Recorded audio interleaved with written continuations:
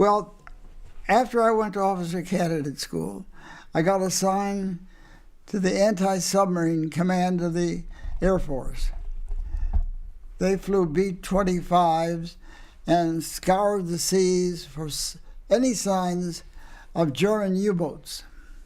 I was assigned to a B-25 in the nose with the bombardier set in the nose, plexiglass nose of the B-25, and if they dived down and if the U-boat was really there and it couldn't get down fast enough because it's a very fast dive, they would drop this large explosive charge that would virtually finish the U-boat.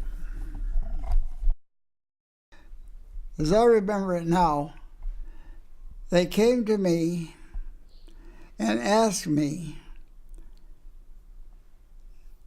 to make a film for the Anti-submarine command and what we did. And I said, I don't know anything about film, I don't know anything about a camera. You got the wrong man, I'm the adjutant. So the lieutenant colonel who was in charge of the wing said, Lieutenant, did they teach you to be inventive in officer candidate school? Yes, sir. Well, then invent yourself and do this. So I was sent to the first motion picture unit of the Air Force in Los Angeles with all the footage I had that I'd taken in the nose of the camera on the dive when we dropped charges or not. And I had it edited there. And now we needed a narrator. So they sent me movie actors because they were all being inducted and they were all available. And one of the men they sent me was Alan Ladd, who I had seen in a wonderful Western. I always had versions of him with his sidearms and his machoism. So in walked Alan Ladd, who was all of 5 feet tall. I mean, I am exaggerating. Later on, when I wrote a book about Sophia Loren, I asked her how he had played love scenes with her in the movie he had done with her, because she was a tall lady of maybe 5, 7, 8. Oh, it was easy for a love scene. They just dug a hole, and I stood in the hole because they wanted to give him a footstool to stand on. He says, no, that's not macho. She's got to go down. So now I get him, this midget comes in. And I said, well, here's the script.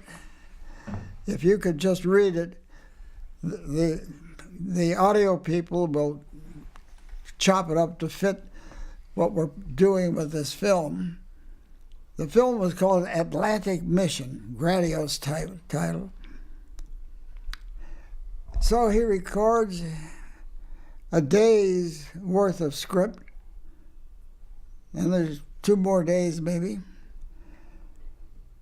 So after he leaves that day, I put it on the tape and I listen to it.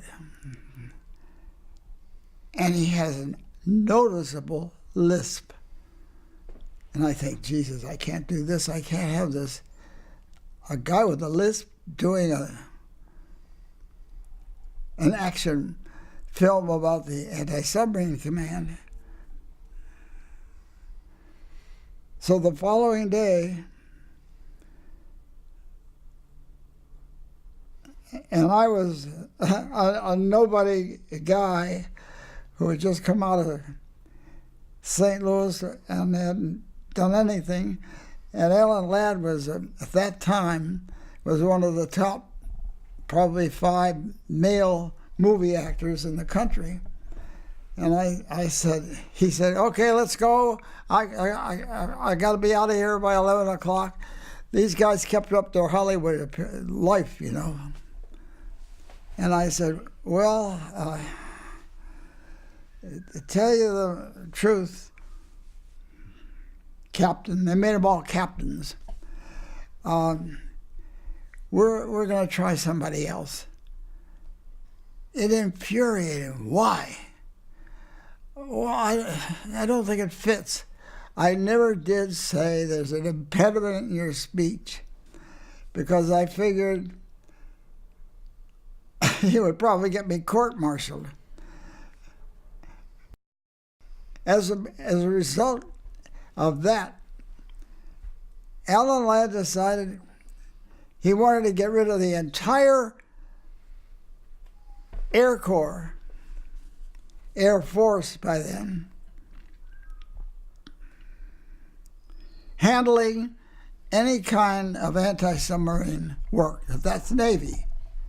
So he put us out of business. And we were all unemployed. And I had to find some kind of unemployment because even if you're in the military, you still have to be doing something. And, you know, there are a lot of officers who run kitchens and officers who run chow rooms and stuff like that, terrible places on Pacific Islands. And I didn't want to have to do that kind of thing. But he got his revenge.